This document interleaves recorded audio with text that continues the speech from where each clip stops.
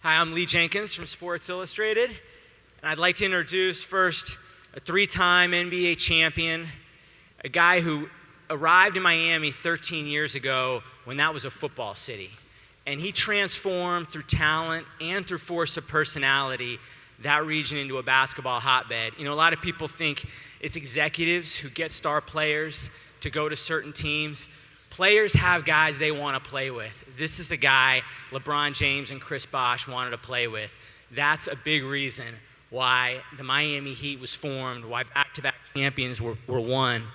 And he's also joined by the great Lisa Joseph-Metelus, his business manager and agent with CAA, who's helped guide him every step of the way. So thank you both for joining us. No problem. Thanks for having us. Thank you.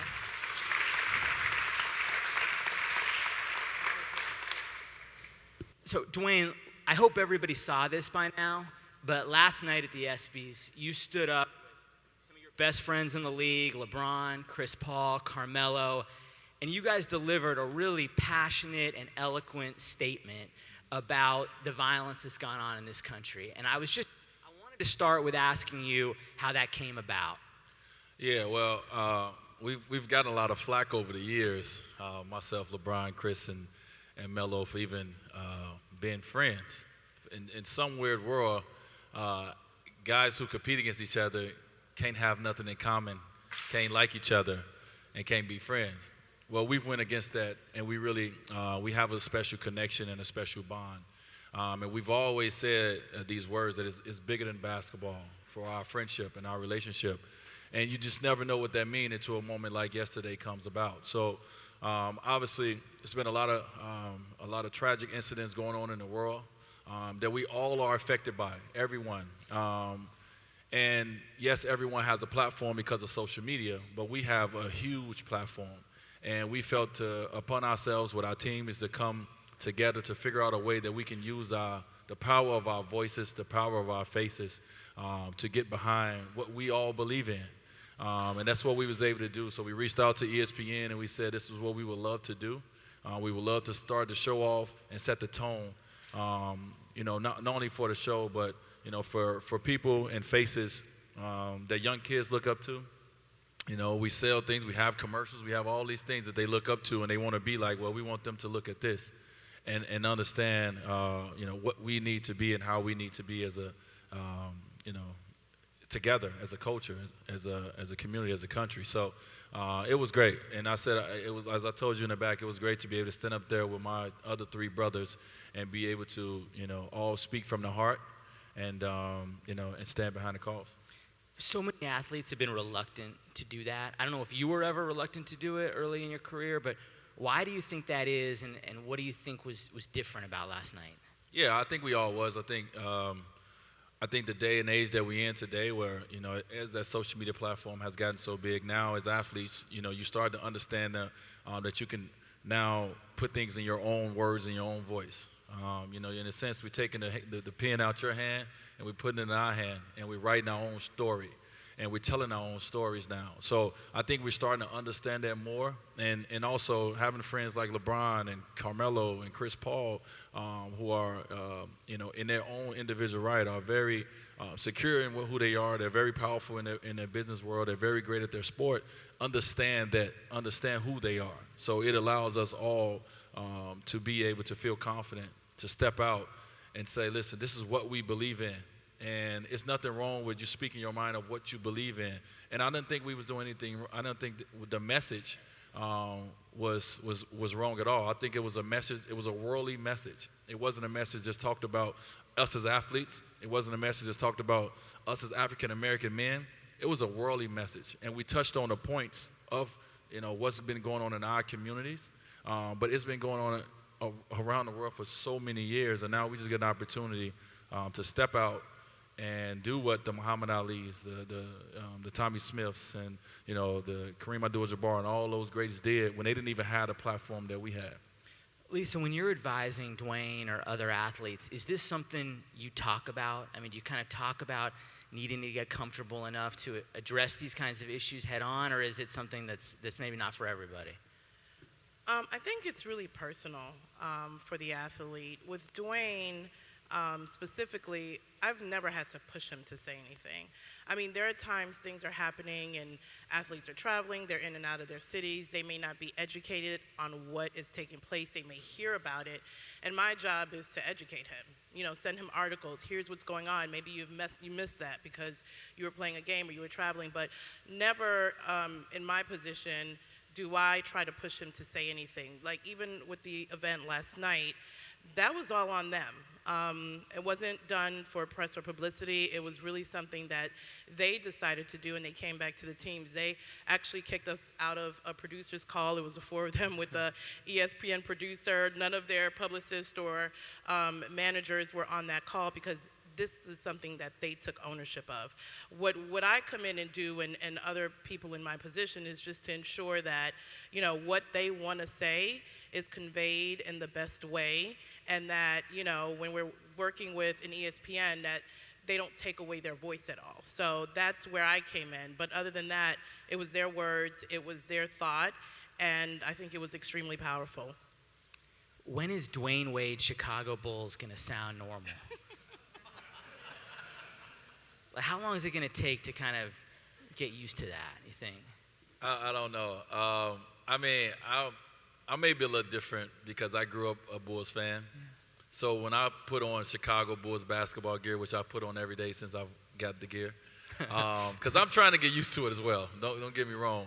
But it rings a little different in my ear than probably it rings to, you know, the rest of the world. You know, when most entertainers leave a job, it's kind of different, isn't it, than when an athlete leaves a job because of that connection you have with the town, with the fans there. Yeah. What's that process going to be like, you think, of moving on? Like, will that take a while to cut the cord? Yeah, I mean, I got drafted in Miami. I was 21 years old. I was old at the time compared to the guys that got drafted before me.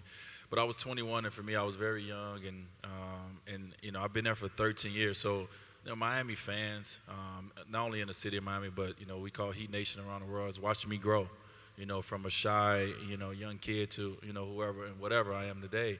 And they've been there through the ups and the downs and, you know, the trials and tribulations as well. And they've grown with me and I've grown with them. So it won't be, you know, it won't be something that in a month or 2 months or 3 months. It's something that, you know, that's embedded in Miami. That's something that I will always be. When I'm done playing, I will always, you know, go back to Miami and enjoy the fruits of my labor. But for me, as an athlete, and as someone who, you know, understands the business and have wants and needs, you know, I felt this was the best decision for myself at this time. You know, it takes away nothing that I've done in those 13 years, but I'm also a guy who has a dream as well. And one of my dreams was always to play for my hometown team. And the time right now just came where it was perfect for me to do that.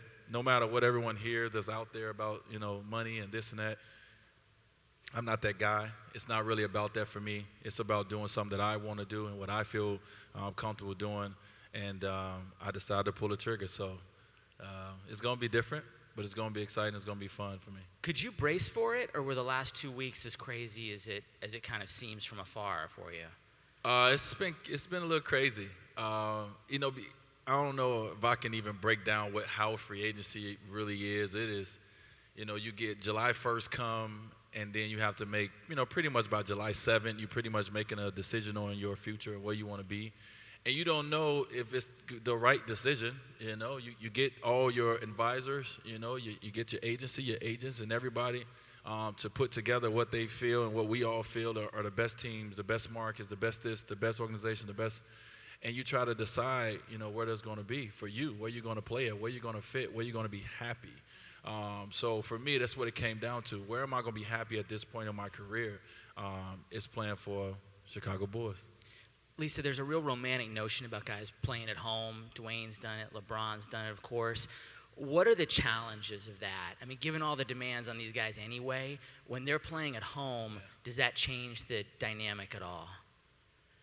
It does. I think there comes a level of expectation, whether it's from the community, you know, people that he grew up with, family, but that's not always a negative thing because ultimately they are your support system. Adjusting to that is what can be challenging. But I think if you're surrounded with a great team and you're surrounded with your family, it can only be positive. But there definitely is a level of adjusting. And just to go back on even Miami, you mentioned cutting the cord. That's actually what we're not going to do, because Miami is it's home for him. So we, we have what we call Team Wade. A few of them are here today. We immediately met right after the decision took place and said we had like all this stuff planned for Miami, whether it was through his foundation or through just different initiatives we're doing. And we talked about it, like what makes sense. There may be things that we may have to bring to Chicago.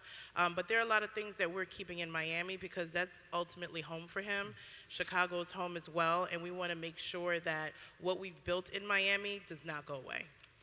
Dwyane, when you were growing up and you're watching Michael Jordan at his prime, when did he go for you from being just a great basketball player you admired to somebody who clearly built an empire that expanded basketball, transcended basketball, and if that was something that you looked up to in any way? Oh, that's a great question. I really don't know exactly. I remember I was 9 years old when the boys won their first championship. And, being a kid, I remember sitting down on the floor. We had this small TV that was about big as this flower pot. And all my brothers, we was around the TV, and we was watching this epic moment in Chicago history that was happening. And I just remember how I felt inside. I felt alive. I felt some pride for the city of Chicago. And I wanted that feeling. I remember sitting there as a kid like, I want that feeling. So that drive, that moment to help me, want to live that dream of always, being in the NBA, hopefully reaching that pinnacle of the sport. But I think over time, I think Michael Jordan, even, when he left the game of basketball and went to baseball, I think that's when everyone really started to see really how important he was to all of us that were sports fans. So I think his rise, to iconicness went a little different than nowadays how athletes get there. I think he was the first one, to really take that step into, a living legend. Yeah. He really broke down barriers in the NBA and became a superstar that I don't think the NBA ever had. They had stars, and Magic Johnson, who I love, was obviously a star, but I think Michael Jordan went to superstar level like no other ever went to, and I think it just became a progression over time. It just happened out of nowhere. Some of the things you do are sort of hints at his legacy as well, with all your interests in business, fashion, and media. When you got in the league, did you care about that stuff, or was that sort of a slower evolution? No, it was slow for me. I was one of those guys. I wasn't the deemed to be here kind of guy. I wasn't supposed to be here so I had no expectations of anything, but I just wanted to come in. I wanted to, I was living a dream out. I wanted to play the game of basketball that I love. I wanted to work my butt off, and I wanted to be appreciated for who I was. I knew I had something special. You pull a kid out of Robbins, Illinois, and the first one to come out, it's something special about him, but I didn't know what that was, and I just wanted to be appreciated for whatever I brought to the game, and everything else for me just evolved. It just came, and we was actually having a conversation last night with Carmelo. It's just, one of our best friends, LeBron, he's been doing this since, he was about 12 years old. He's been LeBron James since he was 12. Other guys like myself and Melo, we're guys who it has come at different times in our life. And we've had to prepare for it different. And we've had to go out and find teams to help us learn how to prepare for this, et cetera. With other guys, it's a little different for them. So, it's been a hell of a ride, for sure.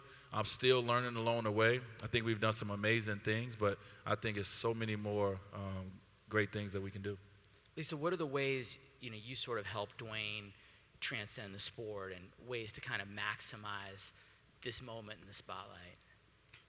Well, so I started working with Dwyane right after his rookie year. His agent, Henry Thomas, hired me from Miami.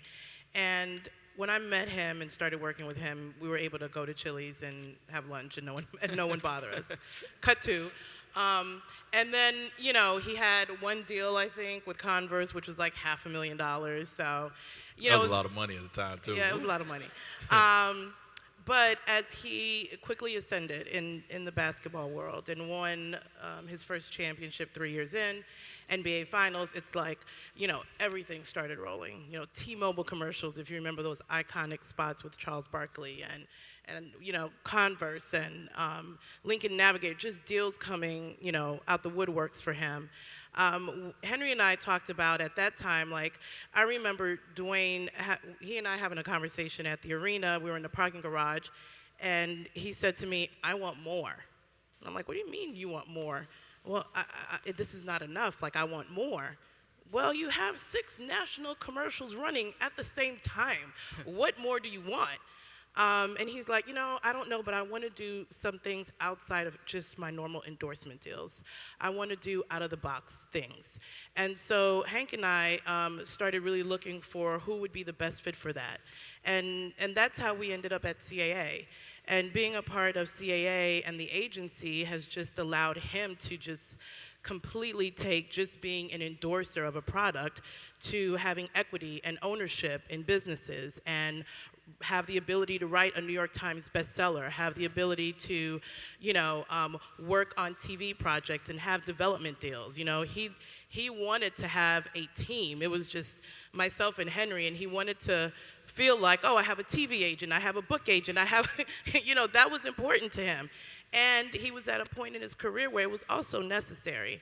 And I think he's done an amazing job. People will give me credit for managing him, but I say half the battle is being able to work with an athlete who's willing to do the work. I could have all these great ideas, but if he's not willing to do the work, then it doesn't really matter. So he's done an incredible job, and with the help of CAA as a whole, with every single department that we put our hands in, he's really been able to have a presence globally that touches sports, entertainment, TV, books, the whole nine. What made you want more? Was that an eye on post-basketball, or what kind of drove that? I think it was a moment in my career where I realized that basketball can end at any moment. When you're young, you think you can run through a brick wall. You think you're indestructible.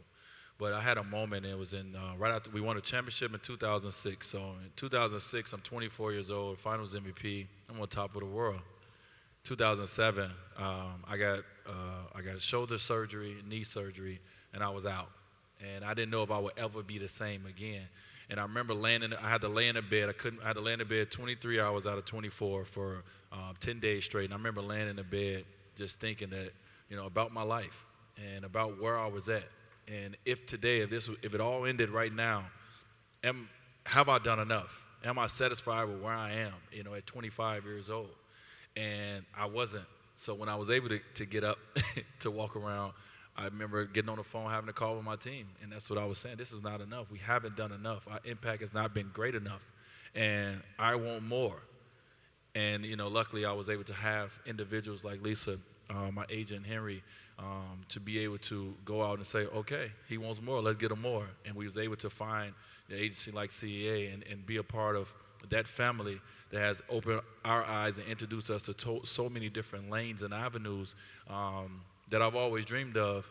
And so it was just that moment for me. It was just that moment of injury kind of opened my eyes. You have so many different things you can do. Obviously, you wrote a book. You hosted Live with Kelly, co-hosted this summer. You were an analyst in the finals for ESPN. Yeah. You've designed necktie accessories and socks. And what is it you think that most kind of replicates that juice you get from playing basketball? Is there one of those things that has really agreed with you more than others? I don't know. I don't. It's not. None is going to replace 20,000 people screaming your name, or 20,000 people booing you. None is. none is going to. None can replace that. I thought about that this year as I was going through the playoffs and, going to Miami, and it's like looking around, it's like 20,000 just screaming you. Then I go to Canada. And because I shot a couple shots a little later, after when the national anthem was going off, I was getting booed every time I touched the ball, but I loved it as a competitor, because I want to hush these boos. And I just walking around, I'm thinking like, this is never gonna happen again. So I can't look to replace this feeling. Yeah. You know what I mean? I have to find something else that I'm competitive in, something else that makes me want to get out of bed every day to be great in. But I can't replace that feeling. And and one of the things before I move on was reaching out to certain people helped me understand where I wanted to go as well. So we had an opportunity when I was younger to forge a relationship with Magic Johnson. And Magic, allowed us to come into his offices and allowed us to ask any questions that we wanted, about business, about how he got into the business that he's in. And I remember Magic telling me, he said, listen, you have a team of people. They're very good. Use them. He said, any ideas you have, that no idea is stupid, it's not. Send it to them. Put them to work. And he does it quite often. So I remember being on the plane after I left LA, and I was sitting there, and I just wrote everything I wanted to do. Anything come up. I was coming up with all kind of stuff. And I sent it to Lisa. It was like 22 things. And she was like, okay. And we went to work on that list. What was the craziest thing on that list? What was it? It was a few of them. He wanted to, they're not crazy, but we just haven't accomplished them yet. I think maybe we accomplished one thing off that list. Actually, I keep that list in my office. It's in my office, and it's on my bulletin board. And I look at it, and I'm like, damn, we haven't done none of this stuff. But we've done so many other great things. So, but I think, you wanted to do something on college campuses and do, food and some sort of food retail, and that's all kind of stuff. Yeah. It was just all over the place. But I think, one thing I'll say about him, and again, this is, those who work around him know this. I'm not saying this just because he's here. He's special because he's open. And so you don't find too many athletes who, I've won championships, but hey, I want to go sit down and go to Magic Johnson's office and talk to him and hear about what he's done in the business space. He was teammates with Alonzo Mourning and saw what Alonzo did in the community and sat down with him and said, hey, how did you do this? I don't need to try to figure this out by myself. I want to work and talk with people who's done it before me and figure out what worked and try to replicate the same thing. And I think that's really rare for someone in his position. I want to hit you with one basketball question. Kevin Durant's obviously going to the Warriors, and I think that move is kind of prompting comparisons to 2010 in Miami and how you guys all got together, you and Chris and LeBron. Do you think they're going to take the same kind of scrutiny, be under the same kind of scrutiny that you guys were, or do you think it's different for some reason? No, it would be different. It's like Allen Iverson when he came in the league. He took scrutiny for wearing braids and tattoos and arm sleeves, and then the guys come out to him. Kawhi Leonard don't take any slack for wearing braids. He's the only one. Right? Like LeBron James don't take any scrutiny for having tattoos all on his body. Like, it just, once you're the first ones to do something like that, you're the ones who take the hit. Just like the guys in the NBA who are amazing players, some of the top 50 players in our game, they probably some of the players probably play basketball and work the job. They took the hit for now today's players able to sign the massive deals that they have. So that's just how it is. And as an athlete, I love the fact that Kevin Durant made a decision that he wanted to make. It wasn't an organization making the decision. As a player, we've done a good job of giving ourselves enough power to, when we free agents, to make a decision to go and do whatever you want to do. And he wanted to play in Golden State. More power to him. So, and that's what we did in 2010. We wanted to play together, and we wanted to do it in Miami, and we was able to accomplish that. So, maybe I'm a little biased because I'm a player still, but I do love the fact that we make our own choices, and he has to live with his choice. But I just like that he made it, and he's happy with it. Do you ever think back on when that started? You guys started 8 and 9, and it must have felt like the world was crashing down all around you. What did you kind of learn about yourself, and how do you look back on that time as how you grew out of it? Yeah, that was, I think it was 9 and 8, and that's tough, right? Supposedly. I think we realized that it wasn't going to be easy. We thought it was going to be easy. We was all great individual players in our own right. And, LeBron's coming off two MVPs in the year. I'm coming off scoring champion. We all coming off all kind of things. And we just thought, we about to take the league by storm. And the rest of the league was prepared and ready for us as well. And we had a lot of stuff to figure out.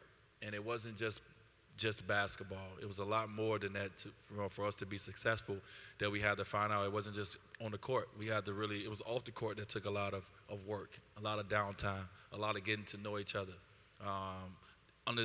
understanding each other's psyche. It was all kind of things. So I'm glad we went through that. I think if everyone look at LeBron, he's a better person before. He's a better basketball player because of it. I think myself and Chris as well, I think we're all better because of that moment in 2010 when we started off 9-8 and everyone was throwing dirt on us and throwing trash on us, but we came out of it and we went to 4 finals in a row, in 4 years. And that's all you can ask for when you, as an athlete, as a competitor, is to be able to have an opportunity to reach the pinnacle. And we had a chance 4 years in a row. Are you able right now to take pride in everything you accomplished in that city, in that area, now that you've moved on, or will it take a little while? It's going to take a little while. I was saying this the other day, so I had to make the decision to go to Chicago, and it was a scary step to take, because all I know is Miami for 13 years. But I know what some of my head was telling me. I know what my heart was telling me, and I finally just said it when we was in the room, like, all right, I'm going to Chicago. Like, let's do it. And I remember watching everything kind of happen on TV. So we're sitting there, we're watching TV, and everything's happening on ESPN. All the news is breaking everywhere. And they was playing, like, tribute videos. And I was like, wait, I feel like I'm dying.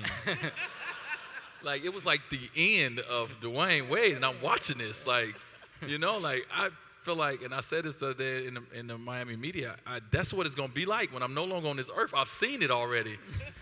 And so it was very uncomfortable to watch that, but more so than anything, it's going to take a while. Like I said, like I told Miami, I call myself a Heat lifer because I am. I'm a Heat for life. When the game of basketball is done, what I've done in Miami is going to be as great as anything that I've done in sports, no matter what I do in Chicago. We can win 2, 3, 4 championships, but what I was able to accomplish in Miami with that organization, which was a young organization, to be able to be a part of their first, I will always be a Heat for that reason. But it's going to take a long time to catch on. Well, I'm glad to see you're alive and well. Dwyane, Lisa, thank you so much for joining us, and thank you all for coming today. Thank you.